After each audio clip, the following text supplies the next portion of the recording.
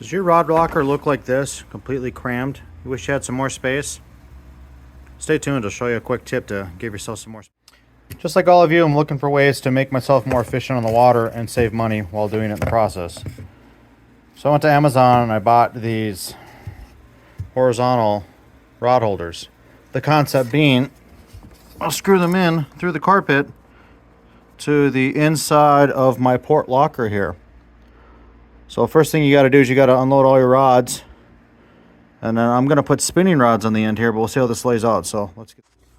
So I gave myself some room for markup here, but here's the general concept: is I'll mount this as high up as I can and clip in a few spinning rods on the edge here, so they're available but out of the way, and then I can stack all my bait casters in there. I've currently got them over there.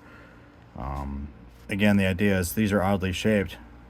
Now, this is holding 5 and I've got 7, so I'm lifting it up as high as I can off the ground for a few reasons. One, I want to make sure I'm using as much vertical storage in this locker. And then two, that way I can slide a couple of my little used one like that one with the little tiny spinner on it, and I've got a really finesse one right there. It's typically a drop shot or a 16th ounce jig head with a little tiny minnow or something. That way I can tuck those underneath, so that way I've got spinning and bait casting. So the first thing you're going to want to do is you want to make sure you've got enough room for your longest rod to actually fit. And I'm going to set this up so it's right in front of the reels, and that way I can stagger them a little bit and hopefully have them all stacked down. And then the other end isn't nearly as important, just to make sure the spacing's right. Once you get that set, you're going to want to pre-drill into your fiberglass. Before you do that, you want to make sure your screws will stay inside your compartment. So I'm going to do that right now to make sure when they come through, they're not going to go into my storage container here for all my tackle. And pre-drill your full holes, set the first one, set the second one. So let's get. Alright, so I went and measured all my rods, and most of them end up being about 16 or so inches. So I'll actually set this to be 18 inches off this edge. Now, I originally had 1 1/4 inch long screws. I think it's going to be a little too long, so I'm going to go down to a 3/4 inch screw, which will get me about a 1/2 inch of bite, which should be enough to hold this up. When you're drilling, there's a chart online that you want to size the drill bit to essentially the minor diameter of the screw thread. So I'll just use this one as an example. Oh, actually here, I've got one on here. So if you're going to screw into fiberglass directly, put this on here for you. Sorry.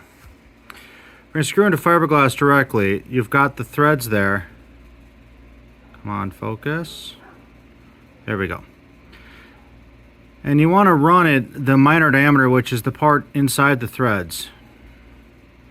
You want to pre-drill that, or maybe a little bit under. Now if you go too under, you'll actually, when you're putting this into fiberglass, you'll snap the head off.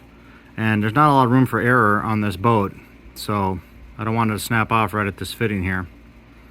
Now ideally I would have screws that had a flat head versus a taper because of this design of this end here, but I'll work with what I got. So I'm going to go find a drill bit that's the right size for this and pre-drill some holes. Alright, so I went and got a 5/32 drill bit and the number 10. So when you line them up, see if I can get that to show. Yeah, that's probably a good idea. It's going to cover most of the major diameter, but not the threads. So that's what you want to use for drill bit size for number 10 is a 5/32. If this is too hard to turn, it's too small of a hole. If it's wallering around, that's too big of a hole, and you got to go to a bigger screw head size. Here are a couple tips. Okay, so we've got the hose drilled. We've got the one down there and the two up here. Now, I like to put a little bit of silicone underneath the screw head, so when I drive the screw in, this goes in around the threads. It just, it's 2010 bolt, there shouldn't be any wood up here, it should all be fiberglass. But just in case, this sort of stuff, I mean, they make marine grade. I've got this from siding projects on the garage. Just put a little silicone around the screw, save yourself any future headache. There you go, doesn't take much. And now I'll just put the holder over the top and put the screw, drop the screws. All right, first one's in. After examining the sawdust, I think this is actually going into wood, not carpet. Would make sense. I've got wood on the other side where I mounted all my Garmin stuff, so I'm still going to drill and use the same philosophy because, I mean, wood, it's a little bit softer than fiberglass, but it's still holding pretty good. So now we'll clip in a rod to set the other side. One thing to pay attention of when you're setting this is my rod lockers taper in and away. So I used a measurement here and then kept this straight or perpendicular to the floor.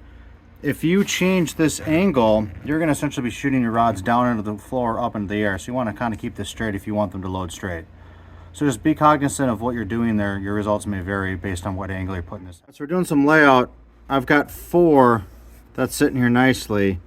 This actually will hold 6, but because of the way the rod locker slopes up, I'm going to tuck 2 underneath. But that still gets me all my spinning on this side, and then my bait casters out there, which are longer anyway. I've got a couple 7-foot spinning, but what's nice about these Z7s is, you probably can't see, it goes up quite a ways. So I'll just make sure none of these are going to be hitting anything from a wiring perspective, because my trolling motor wiring runs up to the top, and that's that. So now we'll set the other one here to set these in place. I'll put it just right here so I have access, and then be able to clip these in. And then so there, we're going to have 4 that are pre-clipped in. I made sure all my eyes were going to be nowhere near hitting this, and then it keeps them.